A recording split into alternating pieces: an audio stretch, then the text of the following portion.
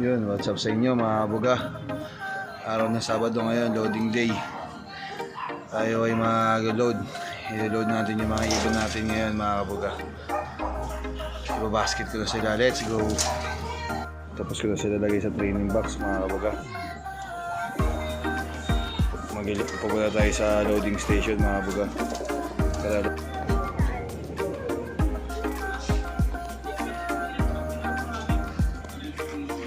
What's up sa inyo mga kabaga. So for today's video, araw ng linggo ngayon, Abangan Day mga kabaga. Huling load natin sa Guimba mga kabaga yan. Tapos kagabi nagkarga tayo sa NHPC. Ang pagre-releasan ng ibon natin ay San Manuel, Tarlac mga kabaga. Ang layo dito noon ay 140 kilometers air distance mga kabaga yan. As of now, time check tayo, nabubulol pa mga kabuga. 7:48, 7:54 pala mga kabuga, yan. Wala pa rin tayong ibon mga kabuga. Nirelease yung ibon natin ng alas 7. Mag-iisang oras na wala pa sila mga kabuga. Ayan, ang weather forecast natin, ayan, sobrang tirik ng araw mga kabuga. Galit na galit si Haring Araw. Tayo maglilinis muna mga kabuga ng ating baratang kulungan habang naghihintay tayo mga kabuga. Let's go.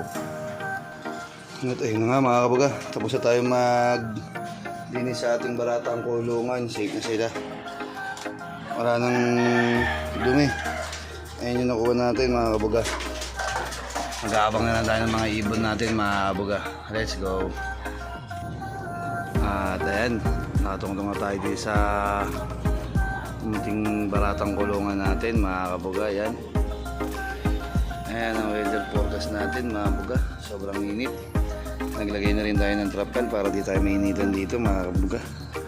Wala pa tayong ibon, time check tayo, 8:15 na mga kabuga. Yan, wala pa tayong ibon mga kabuga. Abang-abang pa tayo, abang-abang pa mga kabuga. Let's go. Tinakasan pala tayo nito. Pass out natin, ang galing. Kolokoy na yan. Sinugtok tayo sa pintuan mga kabuga. Yan lang yung ibon na nakakawala natin. Samantalang wala pa tayong ibon na umuwi mga kabuga. Wala pa rin dumadaan dito. 8:15 na mga kabuga, pero wala pa rin nagdadaanan dito. Yan, mga bang pa tayo. Let's go. Ayan kabuga, wala pa rin tayo mga ibon. Mag-time check tayo mga kabuga. Time check 8:37 mga kabuga. Kahit isa wala pang nagpapahila sa atin dito sa lugar natin mga kabuga. Ayan, medyo makulimlim si Haring Araw natin mga kabuga yan, pero wala pa tayong ibon. 8:37 na, nabubulol pa. Yan, wala pa rin tayong ibon hanggang ngayon mga kabuga. Diyan tayo niloko. Makakauwi pa kaya sila mga kabuga? Makakauwi pa kaya yung mga ibon natin? Diyan natin malalaman yung mga galing nila mga kabuga, kung uuwi pa sila o hindi. Nag-aabang pa tayo mga kabuga. Sa inyo mga kabuga, yun, meron na isa. Time check tayo, 9:25 mga kabuga. Yan, nag-iisa natin mga kabuga. Papababay natin siya, tingnan natin kung sino siya mga kabuga. Let's go. Yun, what's up sa inyo mga kabuga. Isa lang nakauwi sa atin, yung checkered na yun, anak na kay Jason Launan mga kabuga.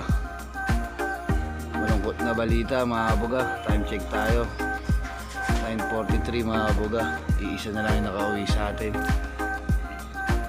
Wait, mukhang nabigla yata sila sa 143 kilometers mga kabuga. Ayan, isa lang nakauwi. Ayun lang, nasa likod ng Milky. Ayan ang masamang balita, nakakalungkot. Pero ganun talaga ang buhay ng pag-iibon mga kabuga. Hindi laging uuwi. Uuwihan ka, hindi laging masaya, hindi laging malungkot. Pero tuloy-tuloy lang ang hilaban mga kabuga. Ayan, baka hindi na ako mag-aabang mga kabuga. Kaya ako na lang silang umuwi. Dito ko natatapusin itong video to mga kabuga. Peace.